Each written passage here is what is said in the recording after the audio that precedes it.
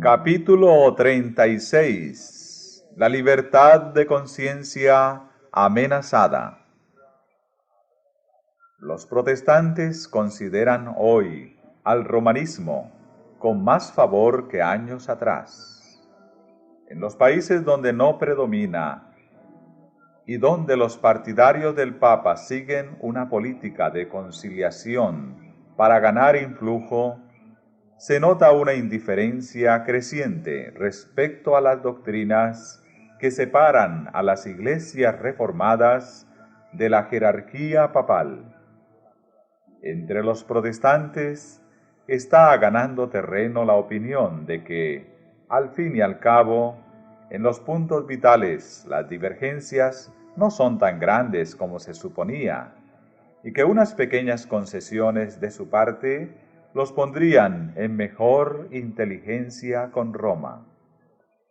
Tiempo hubo en que los protestantes estimaban altamente la libertad de conciencia adquirida a costa de tantos sacrificios.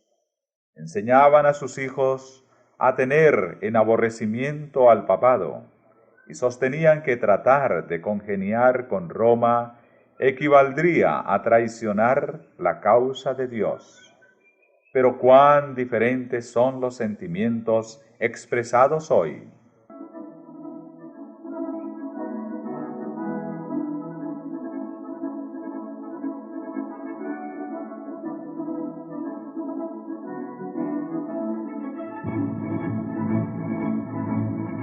Los defensores del papado declaran que la Iglesia ha sido calumniada y el mundo protestante se inclina a creerlo. Muchos sostienen que es injusto juzgar a la Iglesia de nuestros días por las abominaciones y los absurdos que la caracterizaron cuando dominaba en los siglos de ignorancia y de tinieblas. Tratan de excusar sus horribles crueldades como si fueran resultado de la barbarie de la época y arguyen que las influencias de la civilización moderna han modificado los sentimientos de ella.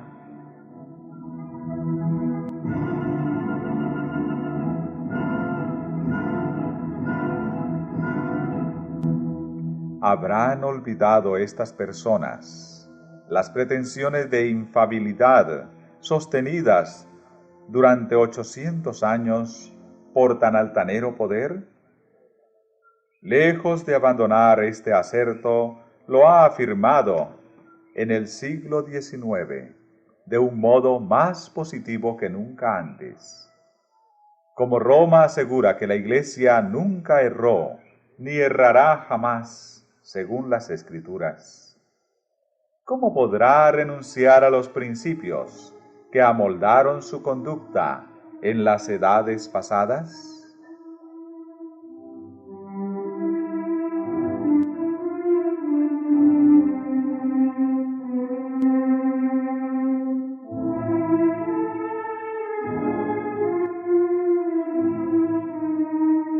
La Iglesia papal no abandonará nunca su pretensión a la infalibilidad. Todo lo que ha hecho al perseguir a los que rechazan sus dogmas lo da por santo y bueno. ¿Y quién asegura que no volvería a las andadas siempre que se le presentase la oportunidad? Deróguense las medidas restrictivas impuestas en la actualidad por los gobiernos civiles y déjesele a Roma que recupere su antiguo poder, y se verán resucitar en el acto su tiranía y sus persecuciones.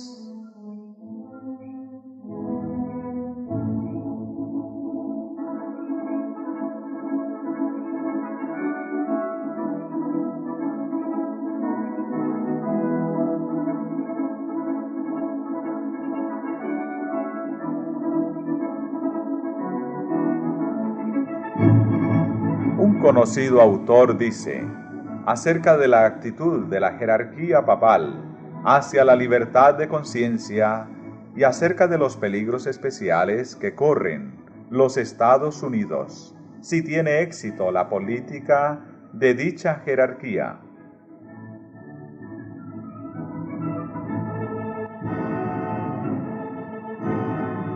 Son muchos los que atribuyen al fanatismo o a la puerilidad todo temor expresado acerca del catolicismo romano en los Estados Unidos. Los tales no ven en el carácter y actitud del romanismo nada que sea hostil a nuestras libres instituciones, y no ven tampoco nada inquietante en el incremento de aquel. Comparemos, pues, primero, algunos de los principios fundamentales de nuestro gobierno con los de la Iglesia Católica.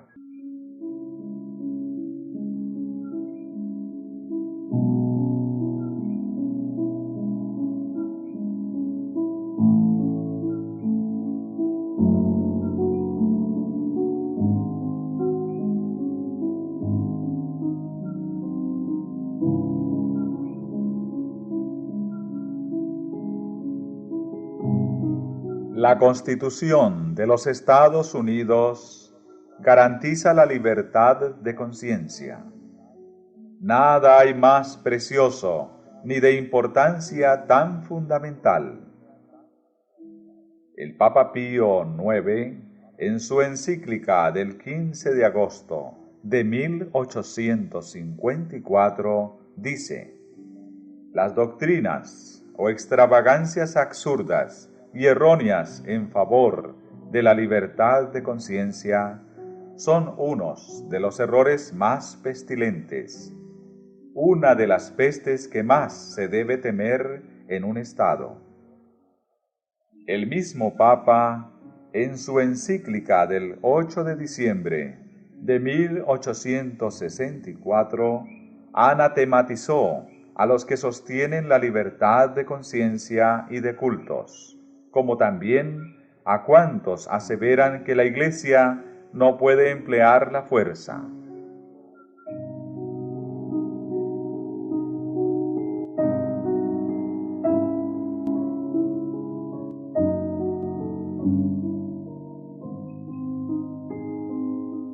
El tono pacífico que Roma emplea en los Estados Unidos no implica un cambio de sentimientos. Es tolerante cuando es impotente. El obispo O'Connor dice: la libertad religiosa se soporta tan solo hasta que se pueda practicar lo opuesto sin peligro para el mundo católico. El arzobispo de Saint Louis dijo un día: la herejía y la incredulidad son crímenes.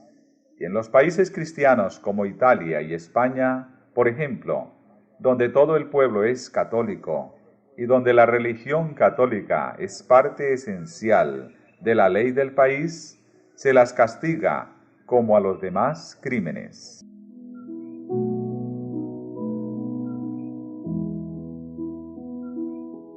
Todo cardenal, arzobispo y obispo de la Iglesia Católica presta un juramento de obediencia al Papa, en el cual se encuentran las siguientes palabras: me opondré a los herejes, cismáticos y rebeldes contra nuestro Señor el Papa o sus sucesores, y los perseguiré con todo mi poder.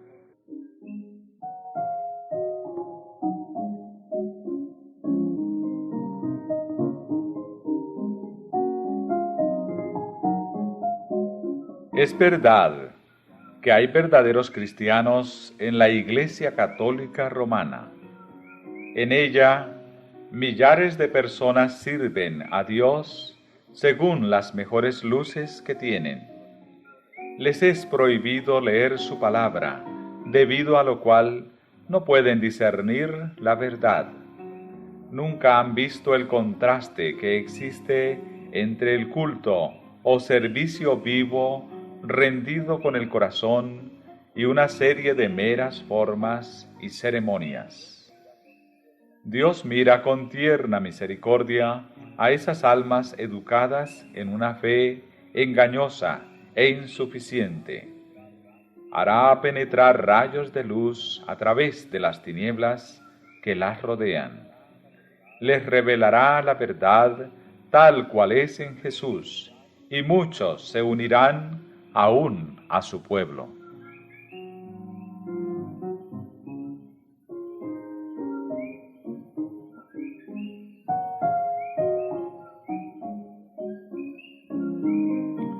Pero el romanismo, como sistema, no está actualmente más en armonía con el Evangelio de Cristo que en cualquier otro periodo de su historia.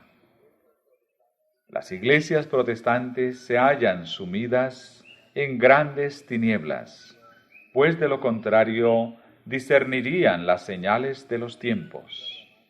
La Iglesia romana abarca mucho en sus planes y modos de operación. Emplea toda clase de estratagemas para extender su influencia y aumentar su poder, mientras se prepara para una lucha violenta y resuelta a fin de recuperar el gobierno del mundo, restablecer las persecuciones y deshacer todo lo que el protestantismo ha hecho. El catolicismo está ganando terreno en todas direcciones. Véase el número creciente de sus iglesias y capillas en los países protestantes. Nótese en Norteamérica la popularidad de sus colegios y seminarios, tan patrocinados por los protestantes. Piénsese en la extensión del ritualismo en Inglaterra y en las frecuentes deserciones a las filas católicas. Estos hechos deberían inspirar ansiedad a todos los que aprecian los puros principios del Evangelio.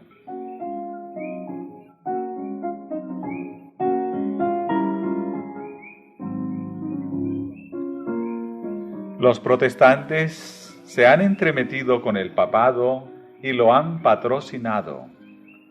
Han hecho transigencias y concesiones que sorprenden a los mismos papistas y les resultan incomprensibles. Los hombres cierran los ojos ante el verdadero carácter del romanismo, ante los peligros que hay que temer de su supremacía.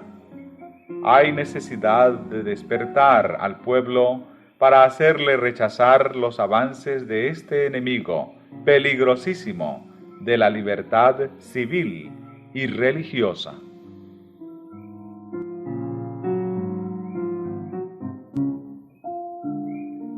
Muchos protestantes suponen que la religión católica no es atractiva y que su culto es una serie de ceremonias áridas y sin significado, pero están equivocados. Si bien el romanismo se basa en el engaño, no es una impostura grosera ni desprovista de arte. El culto de la Iglesia romana es un ceremonial que impresiona profundamente. Lo brillante de sus ostentaciones y la solemnidad de sus ritos fascinan los sentidos del pueblo y acallan la voz de la razón y de la conciencia. Todo encanta a la vista, sus soberbias iglesias, sus procesiones imponentes, sus altares de oro, sus relicarios de joyas, sus pinturas escogidas y sus exquisitas esculturas. Todo apela al amor de la belleza. Al oído también se le cautiva. Su música no tiene igual. Los graves acordes del órgano poderoso, unidos a la melodía de numerosas voces que resuenan y repercuten por entre las elevadas naves y columnas de sus grandes catedrales, no pueden dejar de producir en los espíritus impresiones de respeto y reverencia.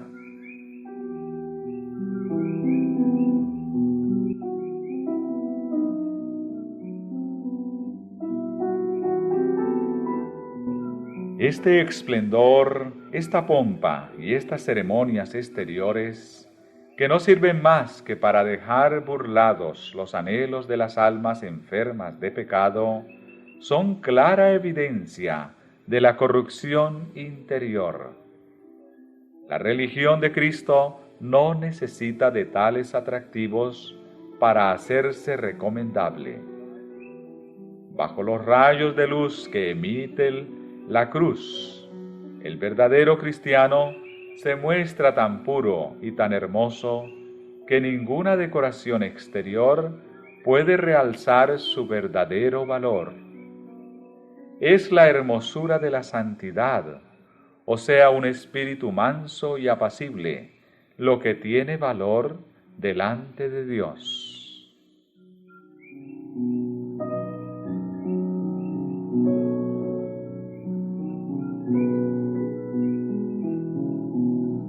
La brillantez del estilo no es necesariamente indicio de pensamientos puros y elevados. Encuéntranse a menudo conceptos del arte y refinamientos del gusto en espíritus carnales y sensuales. Satanás suele valerse a menudo de ellos para hacer olvidar a los hombres las necesidades del alma, para hacerles perder de vista la vida futura e inmortal, para alejarlos de su Salvador infinito e inducirlos a vivir para este mundo solamente.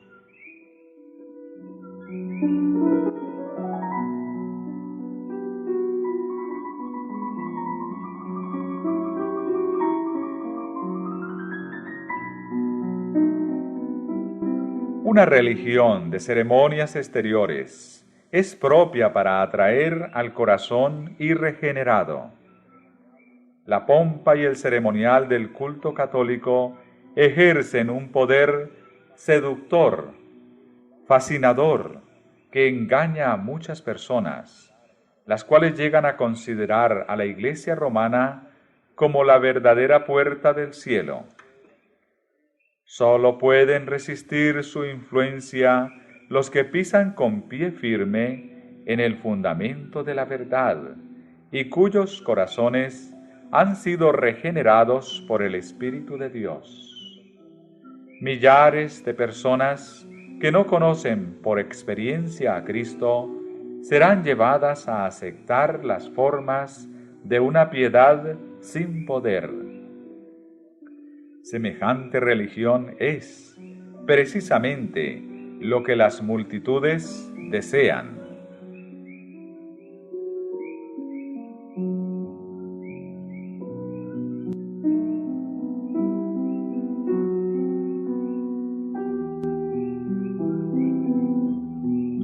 El hecho de que la Iglesia asevere tener el derecho de perdonar pecados induce a los romanistas a sentirse libres para pecar. Y el mandamiento de la confesión, sin la cual ella no otorga su perdón, tiende además a dar bríos al mal. El que se arrodilla ante un hombre caído y le expone en la confesión los pensamientos y deseos secretos de su corazón, rebaja su dignidad y degrada todos los nobles instintos de su alma. Al descubrir los pecados de su alma a un sacerdote mortal, desviado y pecador, y demasiado a menudo corrompido por el vino y la impureza, el hombre rebaja el nivel de su carácter y consecuentemente se corrompe. La idea que tenía de Dios resulta envilecida a semejanza de la humanidad caída, pues el sacerdote hace el papel de representante de Dios. Esta confesión, degradante de hombre a hombre, es la fuente secreta de la cual ha brotado gran parte del mal que está corrompiendo al mundo y lo está preparando para la destrucción final.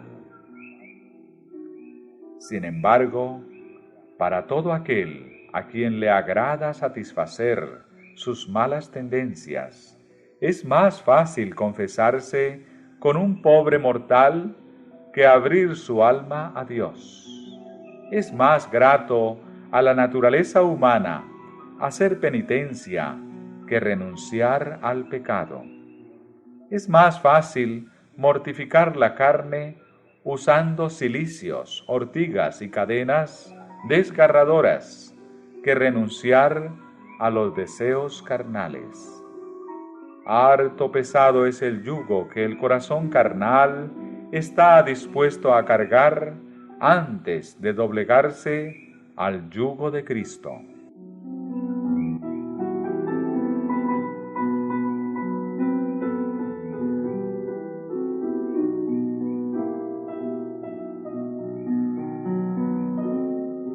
Hay una semejanza sorprendente entre la Iglesia de Roma y la Iglesia judaica del tiempo del primer advenimiento de Cristo. Mientras los judíos pisoteaban secretamente todos los principios de la ley de Dios, en lo exterior eran estrictamente rigurosos en la observancia de los preceptos de ella, recargándola con exacciones y tradiciones que hacían difícil y pesado el cumplir con ella. Así como los judíos profesaban reverenciar la ley, así también los romanistas dicen reverenciar la cruz. Exaltan el símbolo de los sufrimientos de Cristo, al par que niegan con sus vidas a aquel a quien ese símbolo representa.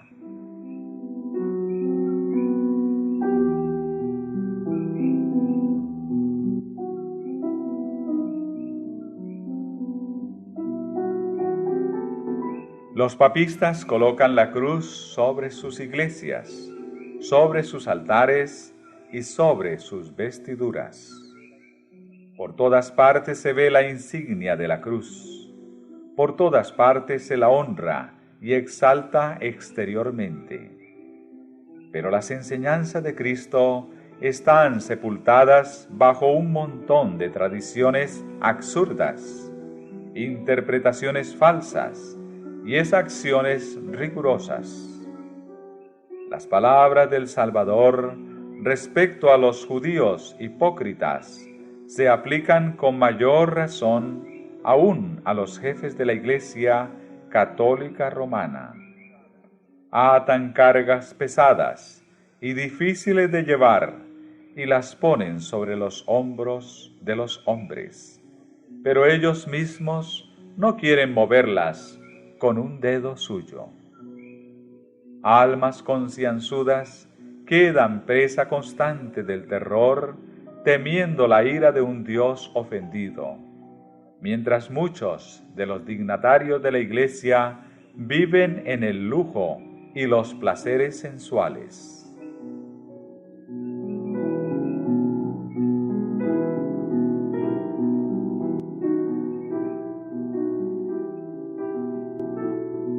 El culto de las imágenes y reliquias, la invocación de los santos y la exaltación del Papa son artificio de Satanás para alejar de Dios y de su Hijo el espíritu del pueblo. Para asegurar su ruina, se esfuerza en distraer su atención del único que puede asegurarles la salvación. Dirigirá a las almas hacia cualquier objeto que pueda sustituir a aquel que dijo: «Venid a mí, todos los que estáis cansados y agobiados, y yo os haré descanso».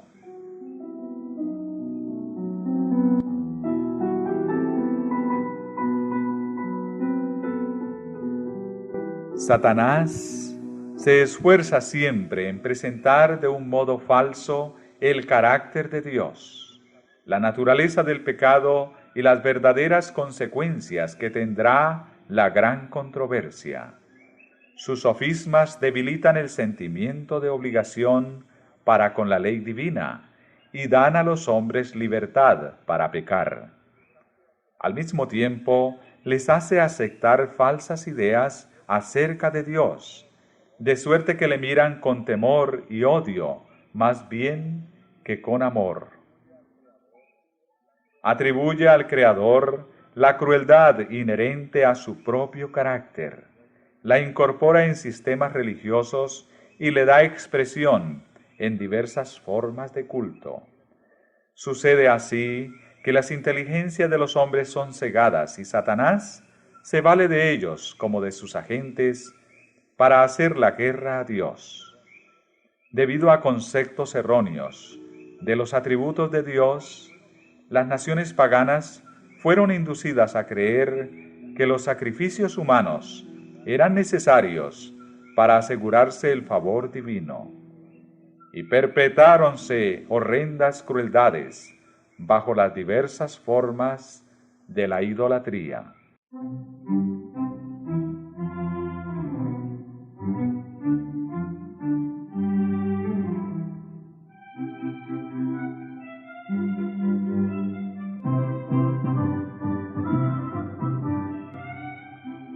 La Iglesia Católica Romana, al unir las formas del paganismo con las del cristianismo y al presentar el carácter de Dios bajo falsos colores, como lo presentaba el paganismo, recurrió a prácticas no menos crueles, horrorosas y repugnantes. En tiempo de la supremacía romana había instrumentos de tortura para obligar a los hombres a aceptar sus doctrinas. Existía la hoguera para los que no querían hacer concesiones a sus exigencias. Hubo horribles matanzas de tal magnitud que nunca será conocida hasta que sea manifestada en el día del juicio. Dignatarios de la Iglesia, dirigidos por su maestro Satanás, se afanaban por idear nuevos refinamientos de tortura que hicieran padecer lo indecible, sin poner término a la vida de la víctima. En muchos casos, el proceso infernal se repetía hasta los límites extremos de la resistencia humana, de manera que la naturaleza quedaba rendida y la víctima suspiraba por la muerte como por dulce alivio.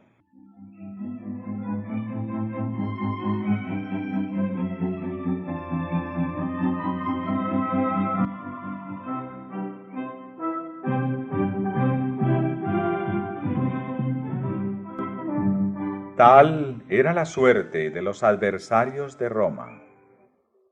Para sus adherentes disponía de la disciplina del azote, del tormento, del hambre y de la sed, y de las mortificaciones corporales más lastimeras que se puedan imaginar. Para asegurarse el favor del cielo, los penitentes violaban las leyes de Dios al violar las leyes de la naturaleza. Se les enseñaba a disolver los lazos que Dios instituyó para bendecir y amenizar la estada del hombre en la tierra. Los cementerios encierran millones de víctimas que se pasaron la vida luchando en vano para dominar los afectos naturales, para refrenar como ofensivos a Dios todo pensamiento y sentimiento de simpatía hacia sus semejantes.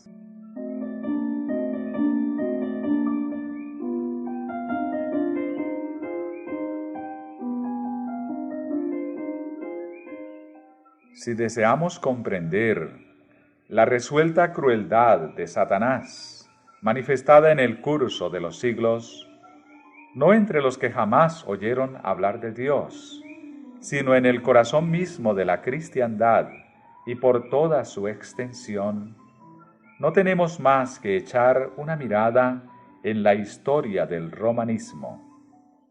Por medio de ese gigantesco sistema de engaño, el príncipe del mal consigue su objeto de deshonrar a Dios y de hacer al hombre miserable. Y si consideramos lo bien que logra enmascararse y hacer su obra por medio de los jefes de la Iglesia, nos daremos mejor cuenta del motivo de su antipatía por la Biblia.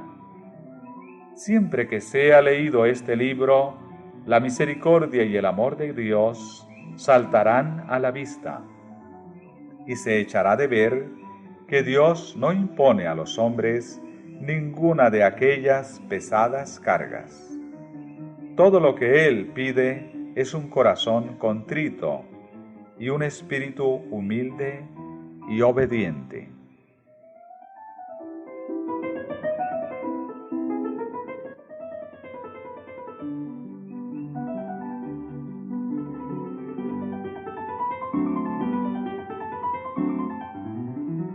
Cristo no dio en su vida ningún ejemplo que autorice a los hombres y mujeres a encerrarse en monasterios so pretexto de prepararse para el cielo. Jamás enseñó que debían mutilarse los sentimientos de amor y simpatía. El corazón del Salvador rebosaba de amor.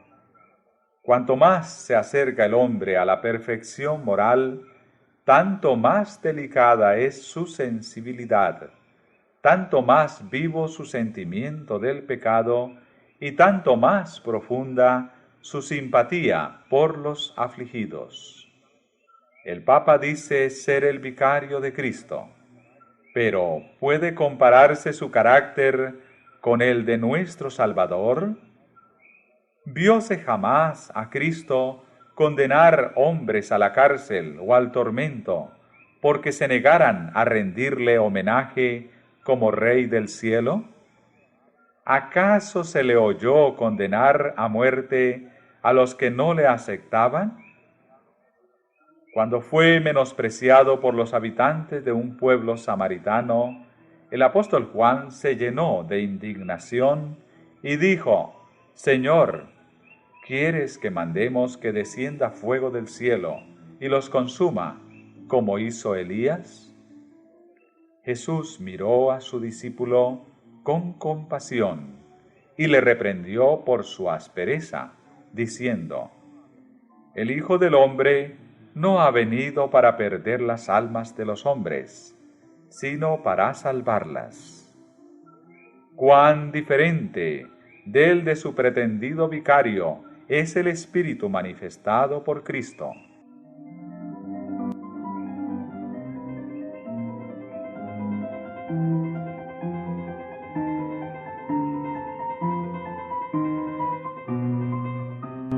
La Iglesia Católica le pone actualmente al mundo una cara apacible y presenta disculpas por sus horribles crueldades. Se ha puesto vestiduras como las de Cristo, pero en realidad no ha cambiado. Todos los principios formulados por el papismo en edades pasadas subsisten en nuestros días. Las doctrinas inventadas en los siglos más tenebrosos siguen profesándose aún. Nadie se engañe.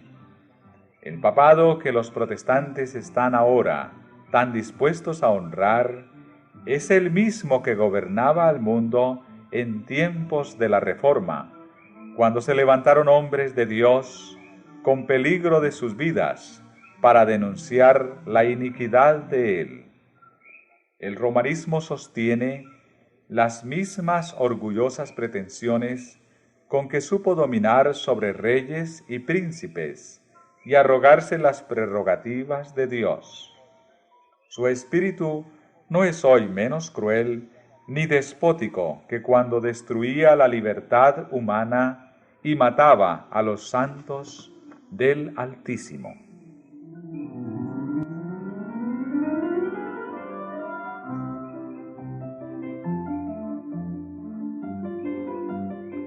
El papado es precisamente lo que la profecía declaró que sería la apostasía de los postreros días.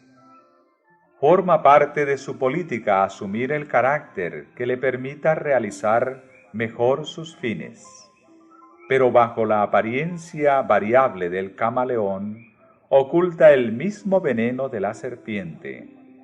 Declara: no hay que guardar la palabra empeñada con herejes, ni con personas sospechosas de herejía.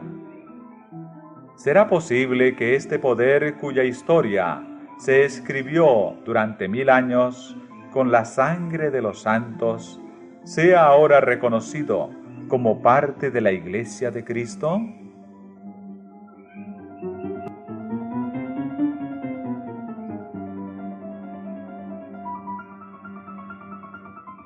No sin razón, se ha asegurado que en los países protestantes el catolicismo no difiere ya tanto del protestantismo como antes. Se ha verificado un cambio, pero no es el papado el que ha cambiado.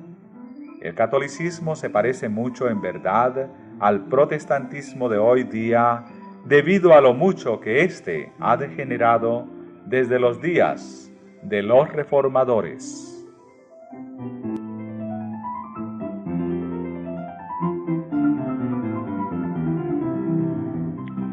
Mientras las iglesias protestantes han estado buscando el favor del mundo, una falsa caridad las ha cegado.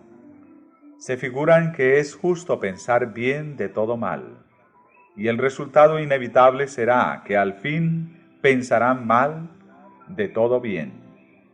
En lugar de salir en defensa de la fe que fue dada antiguamente a los santos, no parecen sino disculparse ante Roma por haberla juzgado con tan poca caridad y pedirle perdón por la estrechez de miras que manifestaron.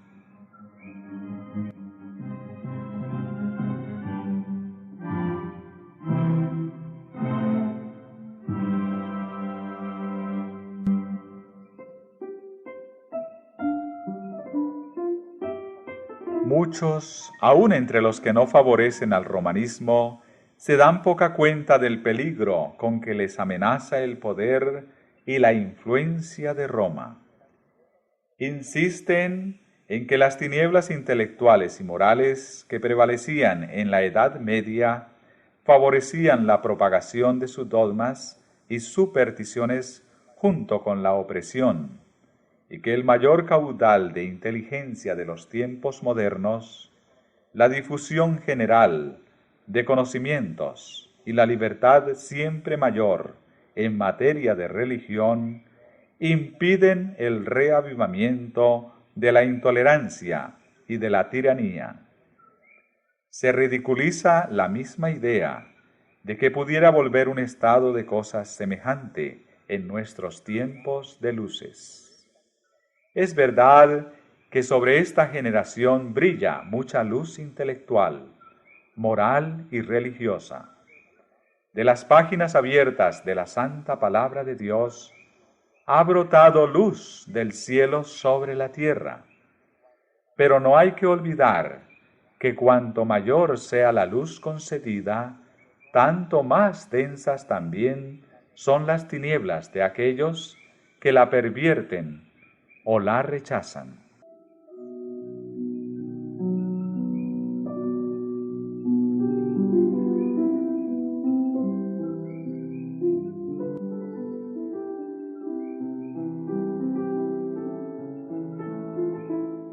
Un estudio de la Biblia hecho con oración mostraría a los protestantes el verdadero carácter del papado y se lo haría aborrecer y rehuir.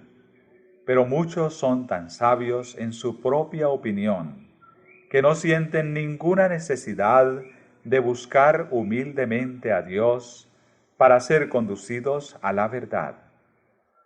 Aunque se enorgullecen de su ilustración, desconocen tanto las sagradas escrituras como el poder de Dios.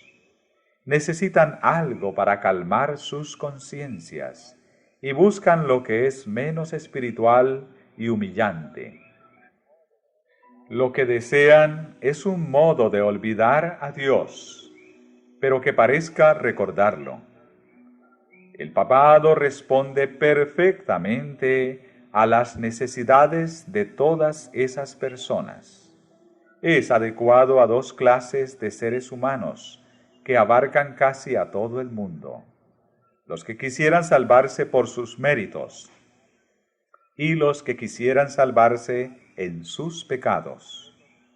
Tal es el secreto de su poder.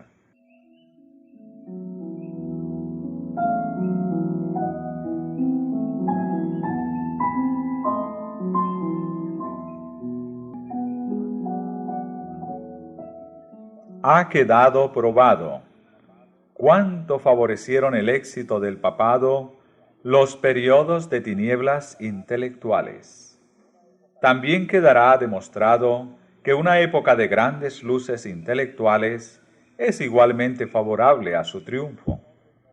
En otro tiempo, cuando los hombres no poseían la palabra de Dios, ni conocían la verdad, sus ojos estaban vendados y miles cayeron en la red que no veían tendida ante sus pies. En esta generación son muchos aquellos cuyos ojos están ofuscados por el brillo de las especulaciones humanas, o sea, por la falsamente llamada ciencia. No alcanzan a ver la red y caen en ella tan fácilmente como si tuviesen los ojos vendados. Dios dispuso que las facultades intelectuales del hombre fuesen consideradas como don de su Creador y que fuesen empleadas en provecho de la verdad y de la justicia. Pero cuando se fomenta el orgullo y la ambición, y los hombres exaltan sus propias teorías por encima de la palabra de Dios, entonces la inteligencia puede causar mayor perjuicio que la ignorancia. Por esto, la falsa ciencia de nuestros días, que mina la fe en la Biblia, preparará tan seguramente el camino para el triunfo del papado con su formalismo agradable, como el oscurantismo lo preparó para su engrandecimiento en la Edad Media.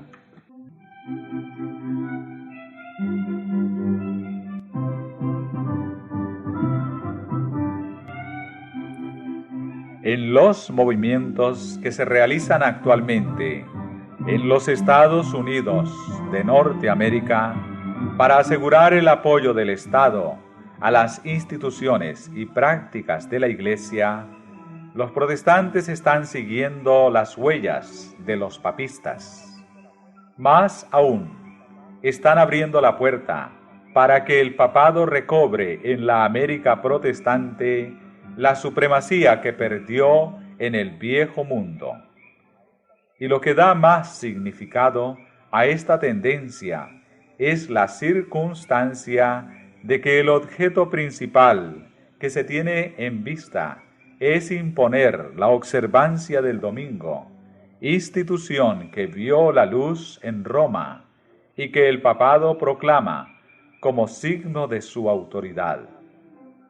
Es el espíritu del papado, es decir, el espíritu de conformidad con las costumbres mundanas, la mayor veneración por las tradiciones humanas que por los mandamientos de Dios, el que está penetrando en las iglesias protestantes e induciéndolas a hacer la misma obra de exaltación del domingo que el papado hizo antes que ellas.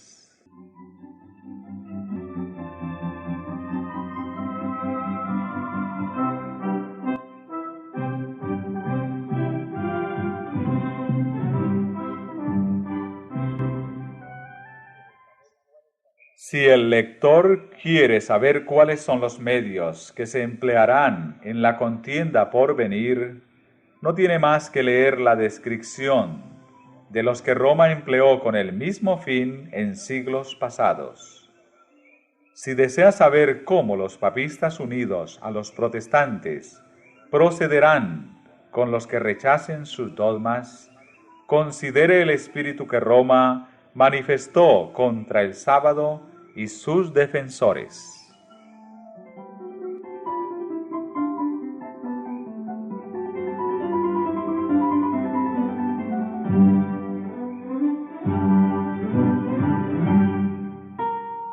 Edictos reales, concilios generales y ordenanzas de la Iglesia sostenidos por el poder civil fueron los peldaños por medio de los cuales el día de fiesta pagano alcanzó su puesto de honor en el mundo cristiano.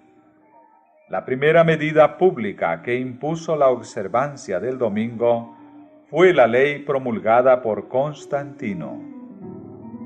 Dicho edicto requería que los habitantes de las ciudades descansaran en el venerable día del sol, pero permitía a los del campo que prosiguiesen sus faenas agrícolas. A pesar de ser en realidad ley pagana, fue impuesta por el emperador después que hubo aceptado nominalmente el cristianismo.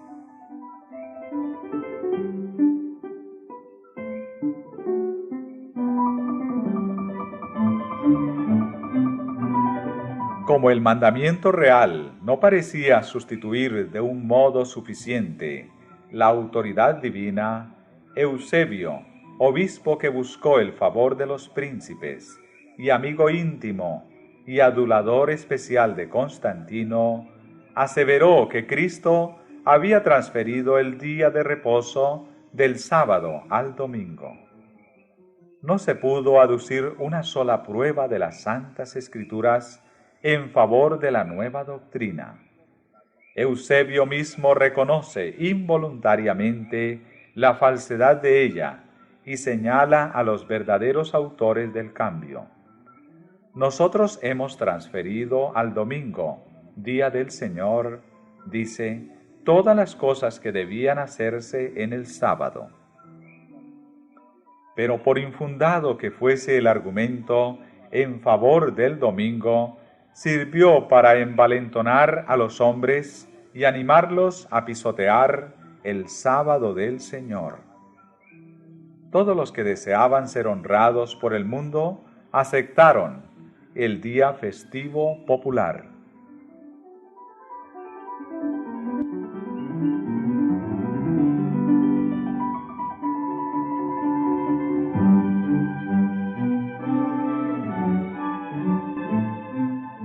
Con el afianzamiento del papado, fue enalteciéndose más y más la institución del domingo.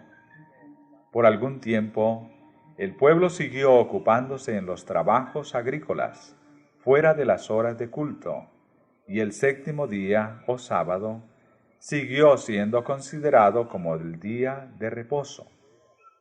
Pero lenta y seguramente fue efectuándose el cambio. Se prohibió a los magistrados que fallaran en lo civil los domingos. Poco después se dispuso que todos, sin distinción de clase social, se abstuvieran del trabajo ordinario, so pena de multa para los señores y de azotes para los siervos. Más tarde se decretó que los ricos serían castigados con la pérdida de la mitad de sus bienes y que finalmente, si se obstinaban en desobedecer, se les hiciese esclavos. Los de las clases inferiores debían sufrir destierro perpetuo.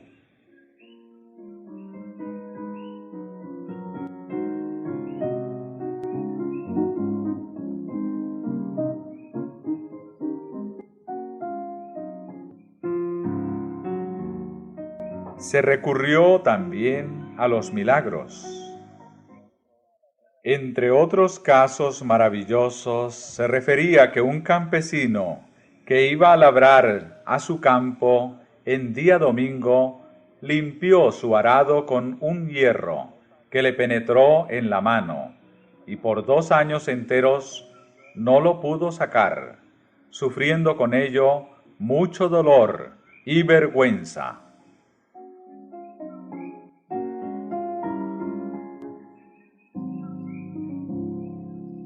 Más tarde, el Papa ordenó que los sacerdotes del campo amonestasen a los que violasen el domingo y los indujeran a venir a la iglesia para rezar, no fuese que atrajesen alguna gran calamidad sobre sí mismos y sobre sus vecinos. Un concilio eclesiástico adujo el argumento tan frecuentemente empleado desde entonces y hasta por los protestantes, de que en vista de que algunas personas habían sido muertas por el rayo mientras trabajaban en día domingo, ese debía ser el día de reposo. Es evidente, decían los prelados, cuán grande era el desagrado de Dios al verlos despreciar ese día. Luego se dirigió un llamamiento para que los sacerdotes y ministros, reyes y príncipes y todos los fieles hicieran cuanto les fuera posible para que ese día fuese repuesto en su honor y para que fuese más devotamente observado en lo porvenir, para honra de la cristiandad.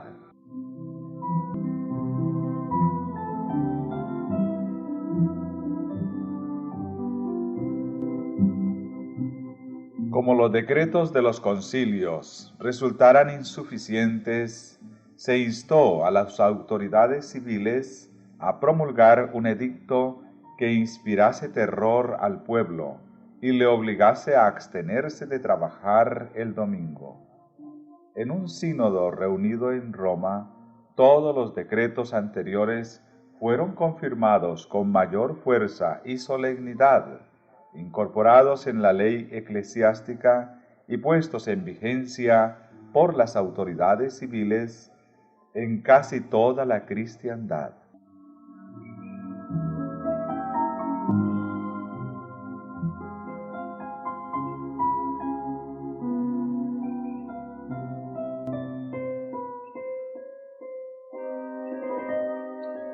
A pesar de esto, la falta de autoridad bíblica en favor de la observancia del domingo no originaba pocas dificultades. El pueblo ponía en tela de juicio el derecho de sus maestros para echar a un lado la declaración positiva de Jehová. El séptimo día, sábado, es del Señor tu Dios, a fin de honrar el día del sol. Se necesitaban otros expedientes para suplir la falta de testimonios bíblicos. Un celoso defensor del domingo que visitó a fines del siglo XII las iglesias de Inglaterra, encontró resistencia por parte de testigos fieles de la verdad. Sus esfuerzos resultaron tan inútiles que abandonó el país por algún tiempo en busca de medios que le permitiesen apoyar sus enseñanzas. Cuando regresó, la falta había sido suplida y entonces tuvo mayor éxito. Había traído consigo un rollo que presentaba como del mismo Dios y que contenía el mandamiento que se necesitaba para la observancia del domingo, con terribles amenazas para aterrar a los desobedientes. Se afirmaba que ese precioso documento, fraude tan vil como la institución misma que pretendía afianzar, había caído del cielo y había sido encontrado en Jerusalén sobre el altar de San Simeón, en el Gólgota. Pero en realidad, ¿de dónde procedía? Era del Palacio Pontifical de Roma. La jerarquía papal consideró siempre como legítimos los fraudes y las adulteraciones que favoreciesen el poder y la prosperidad de la Iglesia.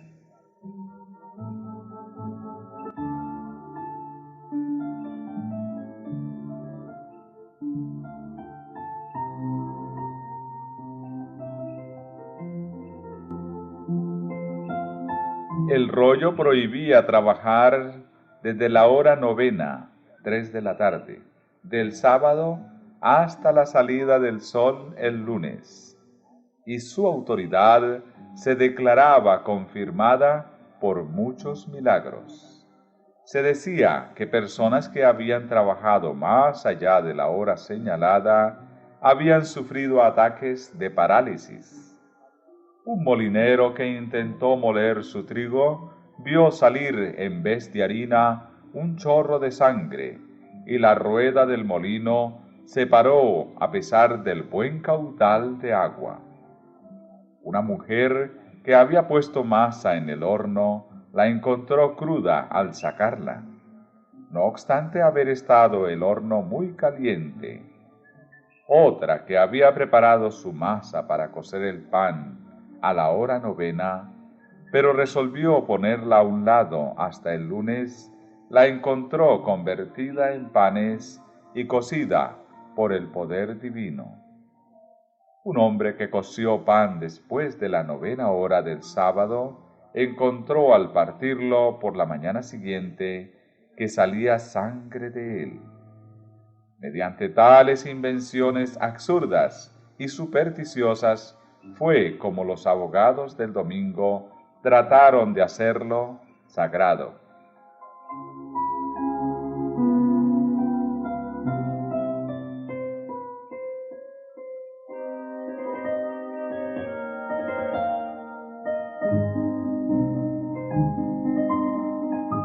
Tanto en Escocia como en Inglaterra se logró hacer respetar mejor el domingo, mezclándolo en parte con el sábado antiguo. Pero variaba el tiempo que se debía guardar como sagrado. Un edicto del rey de Escocia declaraba que se debía considerar como santo el sábado a partir del mediodía, y que desde ese momento hasta el lunes nadie debía ocuparse en trabajos mundanos.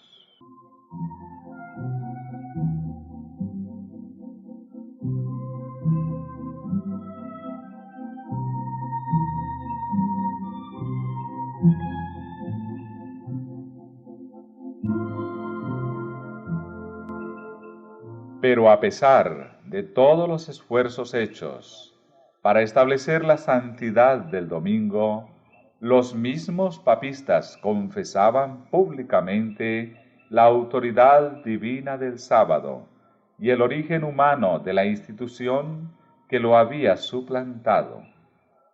En el siglo XVI, un concilio papal ordenó explícitamente: recuerden todos los cristianos que el séptimo día fue consagrado por Dios y aceptado y observado no solo por los judíos, sino también por todos los que querían adorar a Dios. No obstante, nosotros, los cristianos, hemos cambiado el sábado de ellos en el día del Señor, domingo. Los que estaban pisoteando la ley divina no ignoraban el carácter de la obra que estaban realizando. Se estaban colocando deliberadamente por encima de Dios.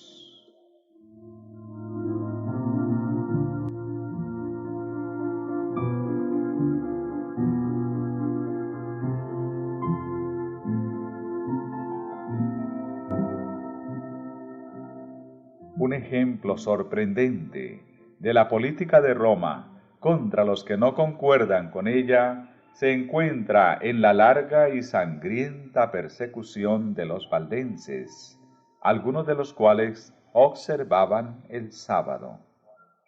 Otros sufrieron de modo parecido por su fidelidad al cuarto mandamiento. La historia de las iglesias de Etiopía o Abisinia es especialmente significativa. En medio de las tinieblas de la Edad Media, se perdió de vista a los cristianos del África Central, quienes, olvidados del mundo, gozaron de plena libertad en el ejercicio de su fe. Pero al fin Roma descubrió su existencia, y el emperador de Abisinia fue pronto inducido a reconocer al Papa como vicario de Cristo. Esto fue principio de otras concesiones. Se proclamó un edicto que prohibía la observancia del sábado bajo las penas más severas. Pero la tiranía papal se convirtió luego en yugo tan amargo que los abisinios resolvieron sacudirlo. Después de una lucha terrible, los romanistas fueron expulsados de Abisinia y la antigua fe fue restablecida. Las iglesias se regocijaron en su libertad y no olvidaron jamás la lección que habían aprendido respecto al engaño, al fanatismo y al poder despótico de Roma.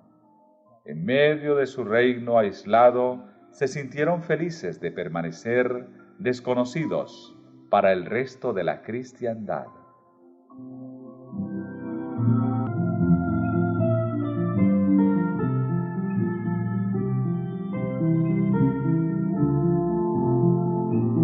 Las iglesias de África observaban el sábado como lo había observado la iglesia papal antes de su completa apostasía. Al mismo tiempo que guardaban el séptimo día en obediencia al mandamiento de Dios, se abstenían de trabajar el domingo conforme a la costumbre de la iglesia.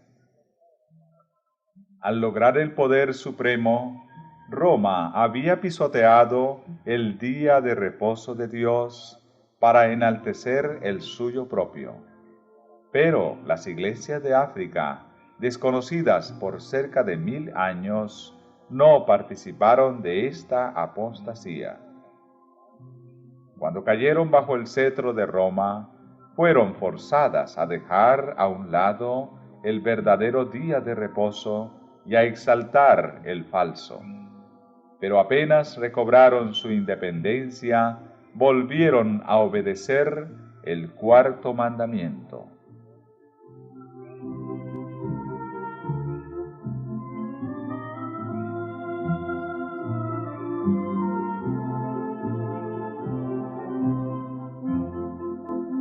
Estos recuerdos de lo pasado ponen claramente de manifiesto la enemistad de Roma contra el verdadero día de reposo y sus defensores, y los medios que emplea para honrar la institución creada por ella.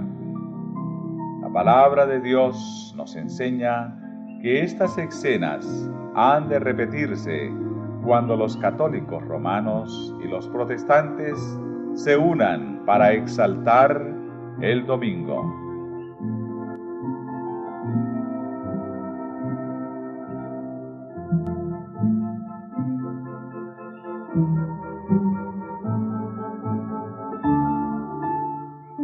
La profecía del capítulo 13 del Apocalipsis declara que el poder representado por la bestia de cuernos semejantes a los de un cordero haría que la tierra y los que en ella habitan adorasen al papado, que está simbolizado en ese capítulo por una bestia parecida a un leopardo. La bestia de 2 cuernos dirá también a los que habitan sobre la tierra que hagan una imagen de la bestia, y además mandará que todos, pequeños y grandes, así ricos como pobres, así libres como esclavos, tengan la marca de la bestia. Se ha demostrado que los Estados Unidos de Norteamérica son el poder representado por la bestia de 2 cuernos semejantes a los de un cordero, y que esta profecía se cumplirá cuando los Estados Unidos hagan obligatoria la observancia del domingo, que Roma declara ser el signo característico de su supremacía. Pero los Estados Unidos no serán los únicos que rindan homenaje al papado. La influencia de Roma en los países que en otro tiempo reconocían su dominio dista mucho de haber sido destruida, y la profecía predice la restauración de su poder. Y vi una de sus cabezas como si hubiese sido herida de muerte, y su herida mortal fue sanada, y toda la tierra maravillóse, yendo en pos de la bestia. La herida mortal que le fue ocasionada se refiere a la caída del papado en 1798. Después de eso, dice el profeta, su herida mortal fue sanada, y toda la tierra maravillóse, yendo en pos de la bestia.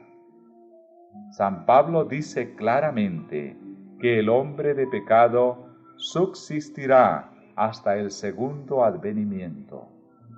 Proseguirá su obra de engaño hasta el mismo fin del tiempo, y el revelador declara, refiriéndose también al papado: todos los que moran en la tierra le adoraron, cuyos nombres no están escritos en el libro de la vida. Tanto en el viejo como en el nuevo mundo se le tributará homenaje al papado por medio del honor que se conferirá a la institución del domingo, la cual descansa únicamente sobre la autoridad de la Iglesia romana.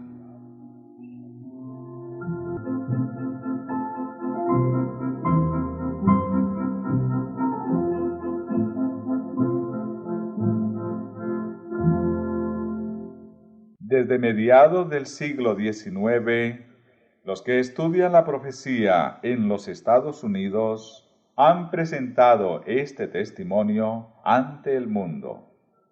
En los acontecimientos que están desarrollándose actualmente, especialmente en dicho país, se ve un rápido avance hacia el cumplimiento de dichas predicciones.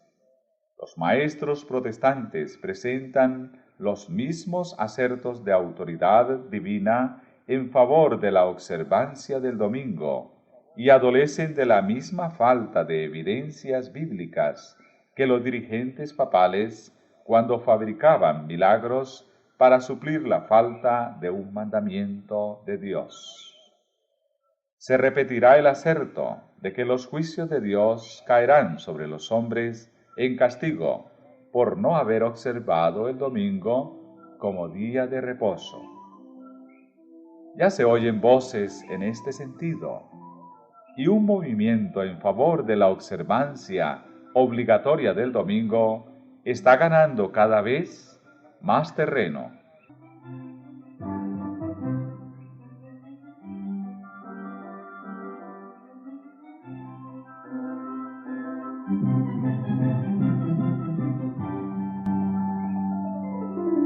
La sagacidad y astucia de la Iglesia romana asombran.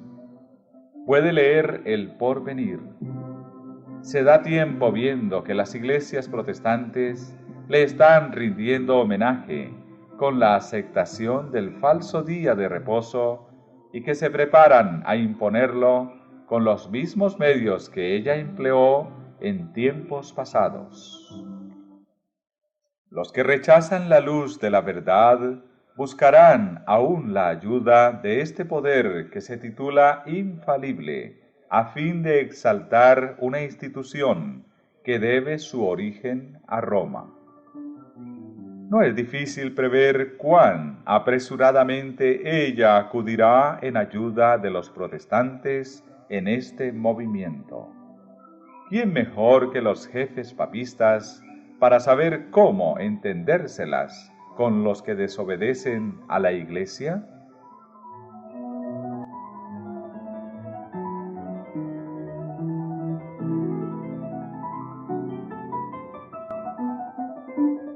La Iglesia Católica Romana, con todas sus ramificaciones en el mundo entero, forma una vasta organización dirigida por la sede papal y destinada a servir los intereses de ésta. Instruye a sus millones de adeptos en todos los países del globo para que se consideren obligados a obedecer al Papa. Sea cual fuere la nacionalidad o el gobierno de estos, deben considerar la autoridad de la Iglesia como por encima de todas las demás. Aunque juren fidelidad al Estado, siempre quedará en el fondo el voto de obediencia a Roma, que los absuelve de toda promesa contraria a los intereses de ella.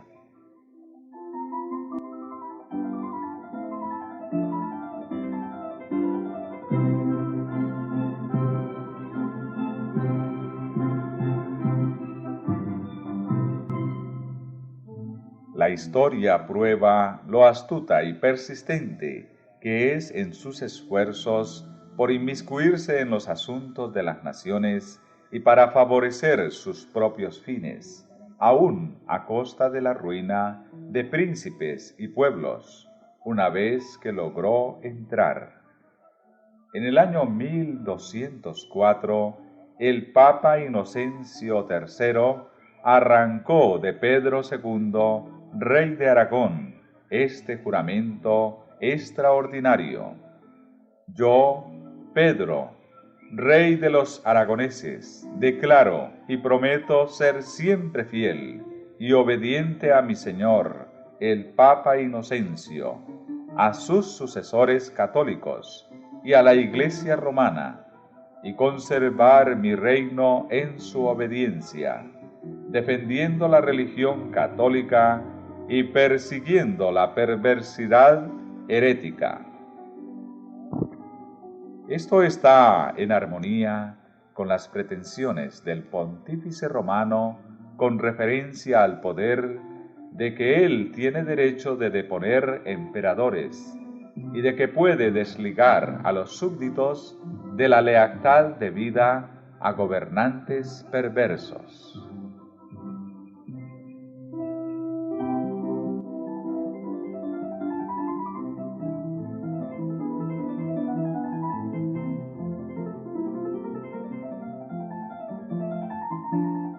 Y téngase presente que Roma se jacta de no variar jamás. Los principios de Gregorio VII y de Inocencio III son aún los principios de la Iglesia Católica Romana, y si sólo tuviese el poder, los pondría en vigor con tanta fuerza hoy como en siglos pasados. Poco saben los protestantes lo que están haciendo al proponerse aceptar la ayuda de Roma en la tarea de exaltar el domingo. Mientras ellos tratan de realizar su propósito, Roma tiene su mira puesta en el restablecimiento de su poder y tiende a recuperar su supremacía perdida. Establezcanse en los Estados Unidos el principio de que la Iglesia puede emplear o dirigir el poder del Estado, que las leyes civiles pueden hacer obligatorias las observancias religiosas. En una palabra, que la autoridad de la Iglesia con la del Estado debe dominar las conciencias, y el triunfo de Roma quedará asegurado en la gran república de la América del Norte.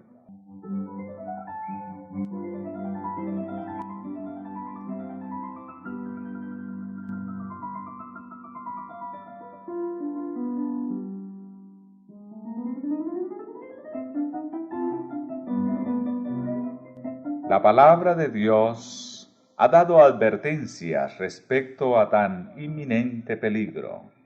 Descuide estos avisos y el mundo protestante sabrá cuáles son los verdaderos propósitos de Roma, pero ya será tarde para salir de la trampa.